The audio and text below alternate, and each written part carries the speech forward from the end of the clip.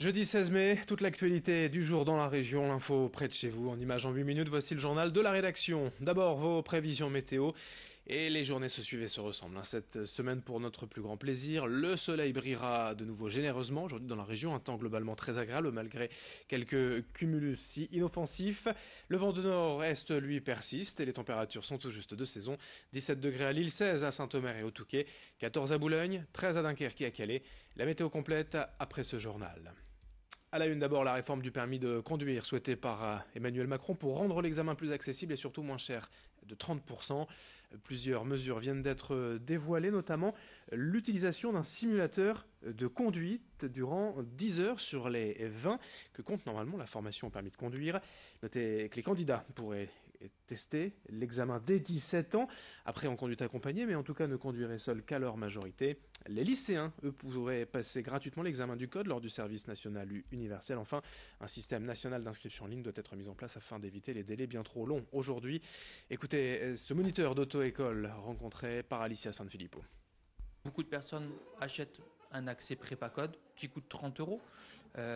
Donc le code déjà a baissé, c'est bien parce que ça facilite la fluidité. On a des délais de code très très courts. Par contre, en termes de qualité, c'est là où ça pose problème. C'est que nous, en voiture, on se retrouve avec des gens qui ne connaissent pas leur code, qui ont juste bachoté du code et répondu à des statistiques. Mais par contre, maintenant, de leur dire qui est prioritaire quand on tourne à gauche, les gens ne savent pas. C'est qu'on a l'impression que la sécurité routière passe vraiment au second plan et qu'on parle vraiment de financier. On s'aperçoit qu'au final, le code, ok, c'est moins cher. Maintenant, si nous, on est obligé de passer du temps à faire des explications en voiture, on perd du temps sur de la conduite. Donc, on veut gagner de l'argent sur du code, mais au final, on perd de l'argent à passer du temps en conduite à faire du code.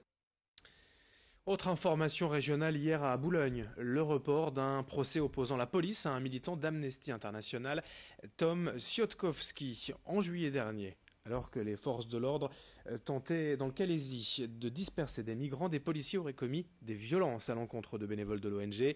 Suite à cela, ce bénévole Tom Siotkowski avait été interpellé, inculpé pour outrage et violence. De son côté, la police réfute ces faits. Et une vidéo tournée par d'autres membres d'Amnesty semble en revanche montrer ces violences policières. C'est en tout cas sur cet élément que la défense compte s'appuyer lors du procès. Mais hier, l'audience a donc été reportée au 13 juin. Explication complémentaire hier à Boulogne au micro de Marine Kijek. C'est pour ça que ce cas est extrêmement important et emblématique, c'est que c'est souvent la parole du bénévole contre la parole des policiers, c'est très difficile de pouvoir prouver et obtenir justice. Là, il se trouve qu'effectivement, toute la scène a été filmée et donc il n'y a pas d'équivoque. On voit bien effectivement que Tom ne faisait pas preuve d'agressivité, qu'il a été volontairement poussé, qu'il y avait un réel risque pour sa vie et tout ça a été filmé. Donc aujourd'hui, ce qu'on demande, c'est que simplement la justice fasse son travail et que les charges peuvent être abandonnées puisqu'elles sont fondées sur des faits qui n'existent pas.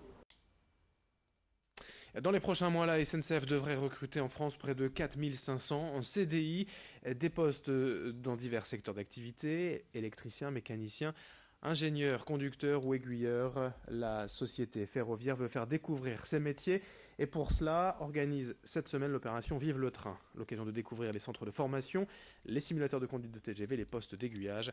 Toutes les infos sur viveletrain.sncf ou sur emploi.sncf.com pour découvrir les offres d'embauche. Présentation et explication au micro de Margot Sailly. Ce site, on l'ouvre au grand public, donc c'est une chance exceptionnelle parce que c'est fermé habituellement.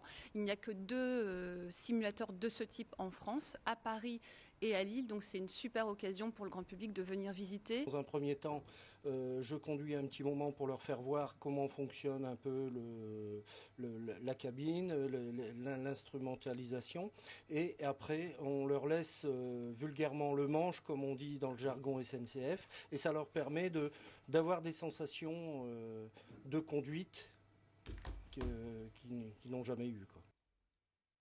En ce jeudi 16 mai, c'est aujourd'hui le dernier jour pour déposer sa déclaration de revenus en version papier. Sur Internet, la date limite a été fixée au 4 juin, mais si vous avez quelques soucis pour remplir votre déclaration, comme chaque année, l'Ordre régional des experts comptables propose une aide via l'opération Allo Impôt. Demain et samedi, il sera possible de bénéficier d'une consultation fiscale gratuite, limitée à 15 minutes, pour poser toutes les questions relatives à cette déclaration. Il y a également un numéro de téléphone, un numéro vert gratuit, pour une consultation par téléphone 08 6 5 4 3 2. Explication au micro de Margot Seilly. En dehors de l'opération téléphonique, il y a des points de rencontre dans le Nord et dans le Pas-de-Calais. Donc pour ce qui est du Nord, 3 points de rencontre au Conseil régional de l'Ordre, 10 rue de Temps-Remonde, le vendredi 18 mai de 13h30 à 17h30, à Roubaix à la Maison de la Justice et à Saint-André, à la mairie de Saint-André. Également le vendredi 18 mai de 13h30 à 17h30. Dans le Pas-de-Calais, ce sera à Carvin, Laventie, Lens et à Wagny. Et vous pouvez retrouver les lieux exacts de rendez-vous sur le site alloimpôt.fr. Et puis pour finir ce journal, on va parler d'un des plaisirs de la saison, les fraises, bien évidemment, avec le court-circuit, un site de vente en ligne ne proposant que des produits locaux sélectionnés. Hier, la fraise était à l'honneur à la Friche Gourmande, à l'Île-Five. Il faut en profiter, c'est la saison. Alors ici, on ne parle évidemment que de fraises françaises et même d'ailleurs nordistes, des producteurs locaux qui viennent faire découvrir leurs récoltes, leurs recettes, des fraises à croquer en gâteau ou en milkshake. Mais quelles sont les variétés que l'on peut trouver dans la région? Comment reconnaître une bonne fraise? Jimmy Devemy, fondateur du court-circuit, au micro de Margot Seilly. Alors dans notre région on trouve plusieurs fraises. Alors les variétés les plus connues vont être la Cléry et la Gariguette. La fraise d'aujourd'hui elle vient des Flandres, de Gottsarvelt. Elle est produite par les vergers de Vive-Terre, voilà, qui font ça sous serre, qui font ça dans de très bonnes conditions. Elles sont délicieuses, toutes rouges. Et voilà, on voit qu'elles partent à vitesse grand V aujourd'hui, donc a priori on en redemande. Fin de cette édition, merci à vous de l'avoir suivi. D'autres infos bien sûr dans un instant.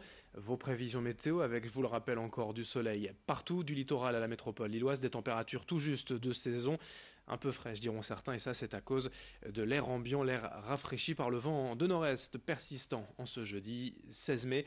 Merci de votre fidélité, très bonne journée à toutes et à tous.